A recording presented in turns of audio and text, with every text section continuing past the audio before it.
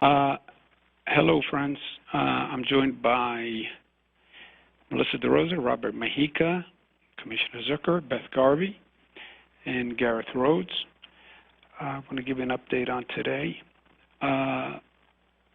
First of all, let me make some comments about the sadness and disgrace in Washington. People say, well, President Trump started it yesterday. I disagree. President Trump didn't start it yesterday.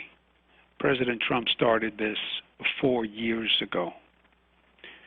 When you spread hatred and distrust and division, don't be surprised at the ugliness. This is 4 years of placing wedges in every crack in society. This is building walls. This is putting children in cages. This is speaking poorly of the Muslim community. This is saying at a KKK march there are good people on both sides of the argument. This is 4 years of appealing to the worst in human instinct and preying on people's fears. And that's what yesterday was. The story ends the way the story began. They talk about reaching out to better angels. This is a man who has spent 4 years touching the darker side of humanity, exploiting fear of people who are different, preying on insecurity. That's what yesterday was. There was an explosion of hate that he created over 4 years. That's his legacy. That is his legacy. Yes, when you, as President of the United States, with that large microphone, tell people to be frightened of other people, tell them to be violent, speak about carnage, arm yourself, defend yourself. Don't be surprised at the anger and the hell that you have rallied. That was him. That's his legacy. And even his great conservative allies now turn on him, because it was a universal disgrace and embarrassment for all Americans. And it was a disgrace. Talk about making America great again. He made a mockery of America for the entire world to see. Party of law and order. And then he couldn't stop thugs from breaking windows and climbing in and vandalizing the nation's capital. Party of law and order. Law and order. And for hours on TV, they couldn't even stop a crowd of thugs from breaking in to the Capitol. Think about the great irony. I stand with the police. It went on for hours. The party of law and order.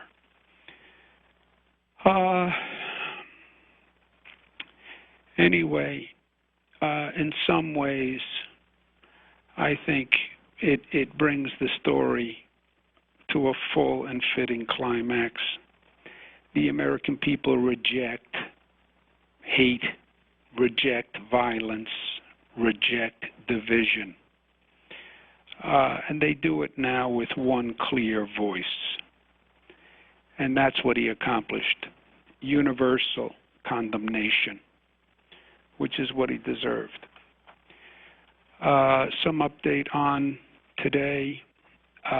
We had a number of discussions with local governments around the state on the vaccine. We are very worried about the quote-unquote UK strain. We still have only the one case confirmed here in New York, but we believe there are more. The CDC announced something like 50 cases across the country. We believe we have more. It's very hard to test for the virus. But at the UK, for that strain of the virus, in the UK it overtook everything in 3 weeks.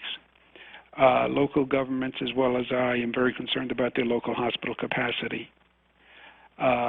We are continuing to see an increase in the hospitalization rate, and the red line is overwhelming the hospital system. That's where California is. That's where other states are. If the UK spread catches on in New York, the hospitalization rate goes up, the hospital staff is sick, then we have a real problem. And then we're at shutdown again. The hospitals, the primary problem in hospital capacity now is staff shortage. We have increased beds. We have equipment. It's not the problem we had in the spring. But the problem all hospitals are reporting are staff shortage, primarily nurses. And that's why we reinforced the necessity to get the hospital healthcare workers vaccinated. You know, in the airline, when the announcement comes on, when you're sitting on the plane, in the event the oxygen mask falls from the compartment, first put the oxygen mask on yourself and then put it on your child. The equivalent here is protect your healthcare system, keep your hospitals open, so if you need them, there is a bed and a staff to assist you. The prioritization of healthcare, 1A, is federal guidance, is state guidance, and it's virtually universal across the country. We have mixed performance by hospitals across the state in doing the hospital workers. We have some hospitals that are still lagging, and we have some hospitals that are doing much, much better. I think they heard me on Monday when I said they had to get the vaccines in the arms by Friday. We have seen a dramatic increase in their performance. They were doing statewide about 10,000 vaccinations per day for the first several weeks.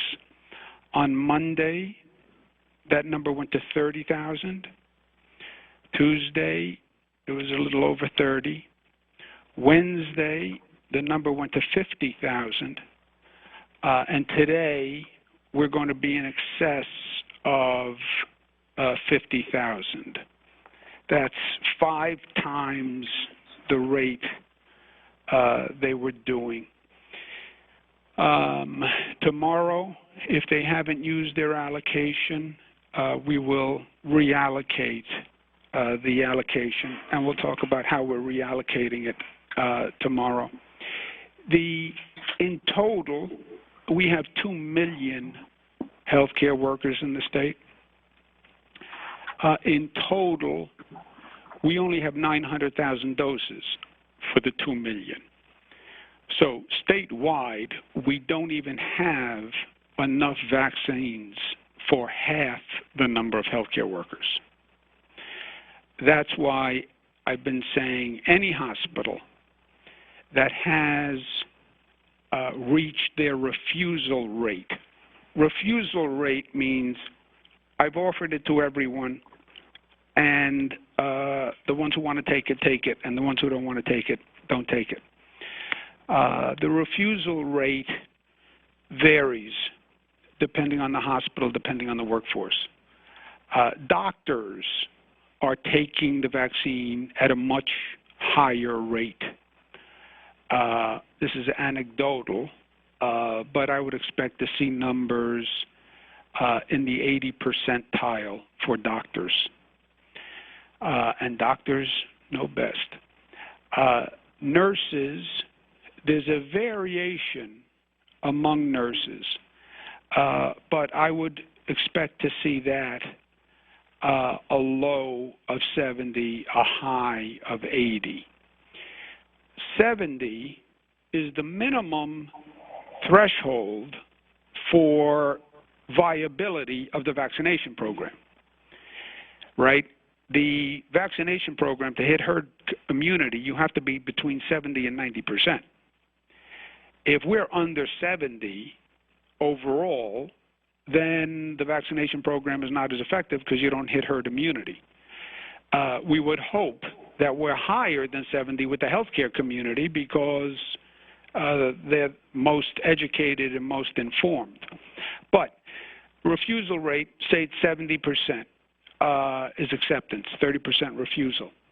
Any hospital that hits their refusal rate, I offered it to everybody, nobody else wants it.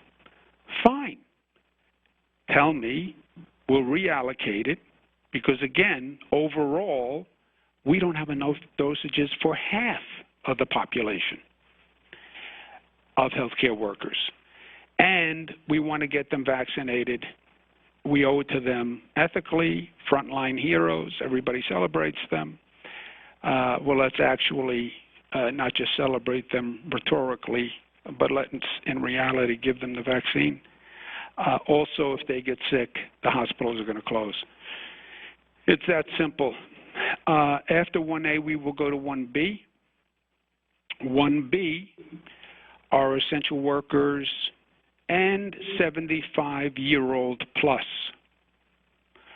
Essential workers, police, fire, teachers, public safety, and 75 plus. 1B is over 3 million people.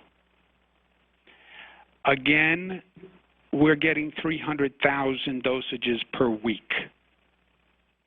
So the supply is our issue. 1B, the distribution mechanism is going to be different. 1B, we're going to use thousands of points of distribution across the state. Pharmacies, doctors' offices,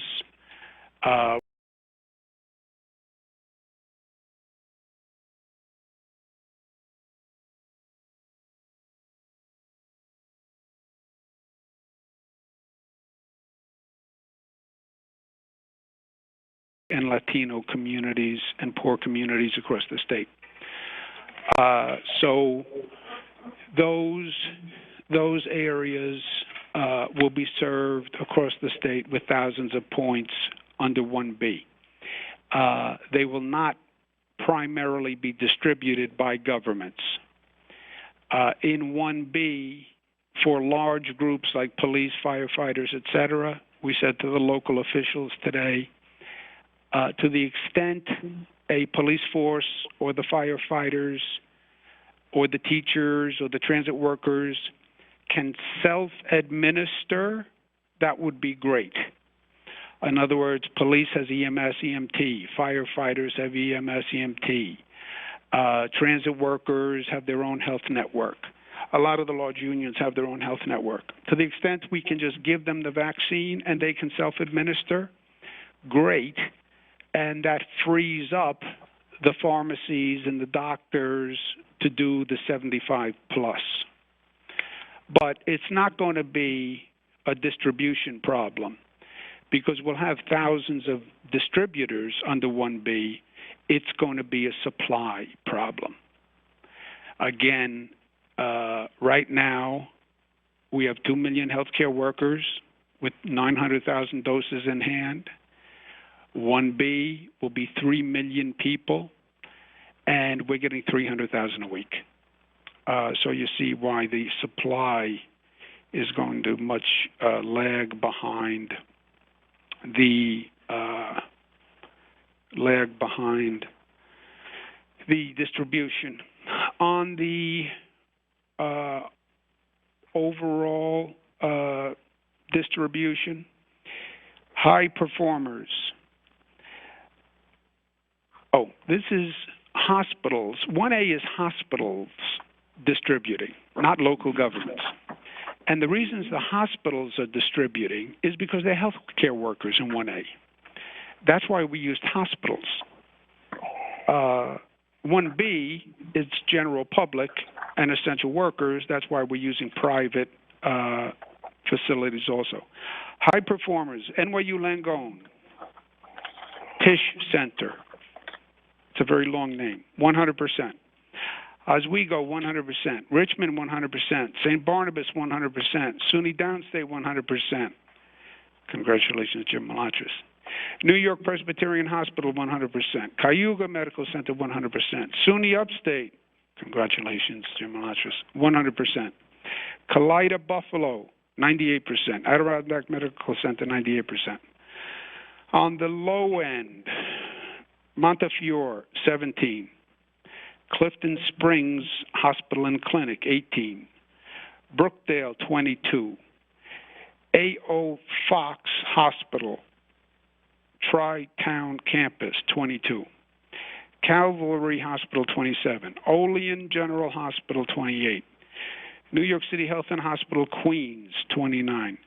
New York City Health and Hospital, Coney Island, 34. New York City overall, and these numbers, by the way, are from their own submissions. There's no argument about numbers because the numbers are sent in under penalty of perjury. But New York City overall has 917,000 eligible healthcare workers in 1A. New York City has done 144,000 of those 144,000 vaccines. 917,000 eligible healthcare workers, 144,000 vaccines. That's roughly 14% of the healthcare population. Even if you want to say the city says their refusal rate is 30%, that means the acceptance rate is 70%. But they've only done 14%. That's the problem with New York City. And I discussed that with local governments also today. We have to get the healthcare workers immunized. That's federal guidance, it's state's guidance. If you hit the refusal rate, fine. But New York City, you vaccinated 14%. How can you say you hit the refusal rate? What you say is 30%. It's a long way from 14 to 70. And we don't have enough, again, we don't have enough vaccine. We're only at 900,000 doses against 2 million healthcare workers. So anybody who hits the refusal rate, tell us, and we'll reallocate.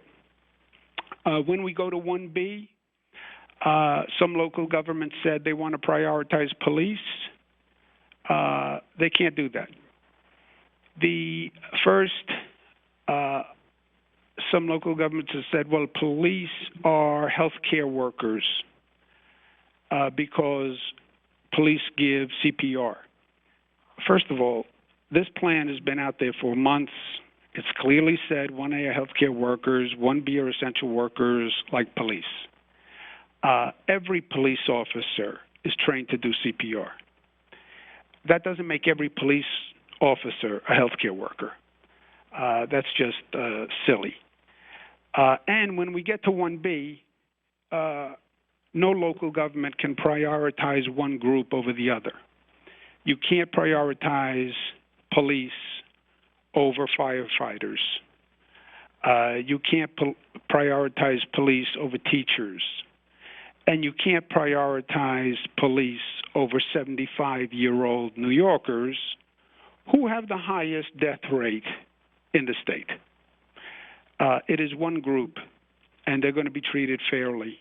And I'm not going to pick police, over teachers, over firefighters, over grandpa and grandma, and mom, in my case, at 75 plus. That just will not be allowed, period. But the hospitals have made good progress. They're doing fivefold what they were. So I'm glad they heard me. Tomorrow we'll announce a reallocation plan. We have to get the healthcare workers done. And with that, let me stop there, and I will take your questions. To ask a question, you will need to press *1 on your telephone. To withdraw your question, press the pound or hash key. Please stand by while we compile the Q&A roster.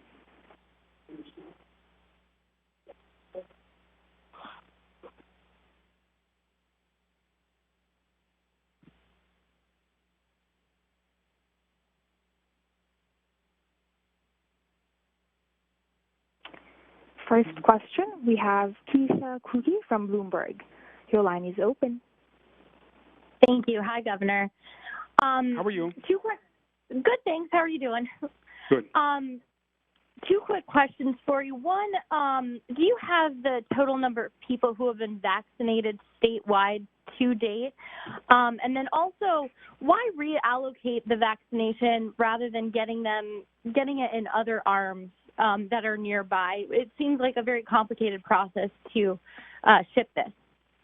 Well, first, it's not that difficult to ship, but we're going to announce a reallocation plan tomorrow. Right now, we have had no hospital who has told us that they are at their refusal rate. Okay? Again, pick a refusal rate, 30%, et cetera. But your basic point is right. Reallocation can be we're going to send healthcare workers from the next town to come to your hospital to receive vaccines. We're going to send you, can you please go to this hospital and help vaccinate their workers? I am deluged with workers, healthcare workers, who are upset that they haven't gotten the vaccine. Now, again, I only have 900,000 doses statewide for 2 million healthcare workers. But we're not at 50% of the healthcare workers. So depending on the hospital, depending on where they are, we can come up with a specific way to actually, quote unquote, reallocate. Doesn't mean we'll ship it from one hospital to another, but we do want to get those vaccines in the arms of healthcare workers. Total vaccines to date is about 430. Melissa has a point. Yes, and just to punctuate what the governor is saying, again, the 1A category is not limited to people who work in hospitals. The 1A category is much broader than people who just work in hospitals, and as of Monday, the 1A category expanded dramatically. The point of doing the prioritization, which we did in following federal guidelines, is that you want certain people to have priority at the very beginning. They're the ones that interact with people who are sick. They're the ones that interact with people who are elderly. They're the ones who, if not vaccinated first, have the ability to spread it to people who have weakened immune systems. And so the issue with just skipping onto 1B is that you're then saying that 1A is no longer given priority. As the governor said, 1B is massive. Everyone over 75, it's teachers, it's firefighters, it's police. And so what ends up happening is the people who are in 1A, if they don't get it while they're still priority, they go into the mix, they could go to the back of the line. The question is, are you inadvertently punishing people who are in 1A, not because they don't want to get it, but because of an incompetent or ineffective system of delivery. So 1A just expanded on Monday. As the governor said, there are certain hospital systems that are 100%. There are other hospital systems that are 20%. What's the difference between those two things? And if given to a hospital, which is a higher performer, is there a better likelihood that you can reach this 1A category before you bump them into the entire 1B category, thereby losing the priority of the 1A health status? Next question, operator.